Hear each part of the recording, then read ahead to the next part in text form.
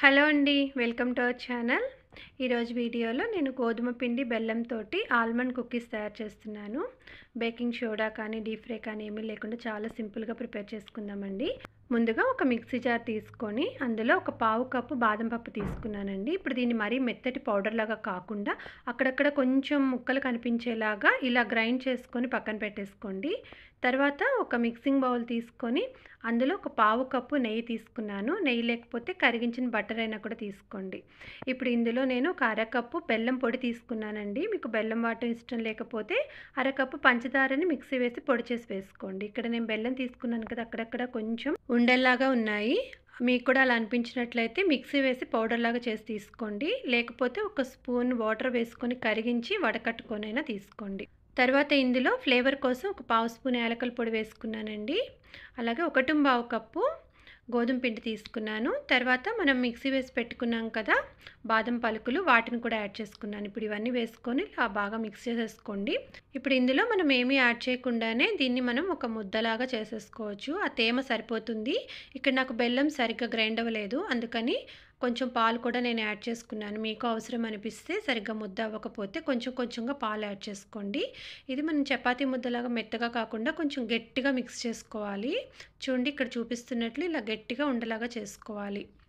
ఇప్పుడు దీన్ని ఒక 5 నిమిషాలు పక్కన పెట్టేసుకోండి. ఈలోపు స్టవ్ ఆన్ చేసుకొని స్టవ్ మీద ఒక కుక్కర్ కానీ లేకపోతే ఇలా ఒక కడాయి కానీ పెట్టుకోండి దీన్ని బేక్ చేసుకోవటం కోసం. లోపల ఒక చిన్న కప్పు లాంటిది పెట్టుకొని మూత పెట్టేసి మీడియం ఫ్లేమ్లో ఈలోపు దాన్ని వేడవ్వనివ్వాలి. అది వేడయ్యేలోపు ఇక్కడ ఒక బటర్ పేపర్ తీసుకొని దాని మీద కొంచెం నెయ్యి కానీ ఆయిల్ కానీ అప్లై చేసుకోండి. అలాగే చపాతీ కర్రకి కూడా కొంచెం నెయ్యి అప్లై చేస్తున్నాను. ఇప్పుడు దీన్ని కర్రతోటి ఇలా పల్చగా రోల్ చేసుకుంటున్నానండి. దీన్ని నేను స్క్వేర్ షేప్ వచ్చేలాగా మొత్తం సెట్ చేసుకుని తర్వాత కట్ చేసుకుంటున్నాను. చూడండి, ఇలా సైడ్స్ అడ్జస్ట్ చేసుకుంటూ దీన్ని మీకు నచ్చిన షేప్లో కట్ చేసుకోండి. థిక్నెస్ కూడా మరీ పల్చగా కాకుండా కొంచెం మందంగానే కట్ చేసుకుంటున్నాను. చూడండి, నేను ఈ మొత్తాన్ని కూడా ఇలా ఒక స్టిక్స్ లాగా ఇలా పొడవుగా కట్ చేసుకున్నాను. మీకు కావాల్సిన షేప్లో దీన్ని కట్ చేసుకోండి. ఇలా మొత్తం అన్నీ కట్ చేసుకున్న తర్వాత ఇప్పుడు వీటిని బేక్ చేయడం కోసం మనం తీసుకున్న కడాయిలో పట్టే ఒక చిన్న ప్లేట్ తీసుకున్నానండి. దానిపైన ఒక బటర్ పేపర్ పెట్టేసుకున్నాను.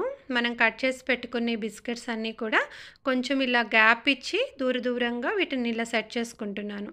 ఇలా మొత్తం అన్నీ పెట్టేసుకొని ఇప్పుడు కడాయిలో పెట్టేస్తున్నాను. ఈలోపు కడాయి కూడా మనకు వేడెక్కి ఉంటుంది కదా, ఇలా ఇందులో నీట్గా సెట్ చేసుకొని మూత పెట్టేసుకోండి. మీడియం ఫ్లేమ్లో పెట్టి కరెక్ట్గా 15 నిమిషాలు మనం దీన్ని ఇలా జస్ట్ ఇలా కుక్ చేసుకోవడమేనండి.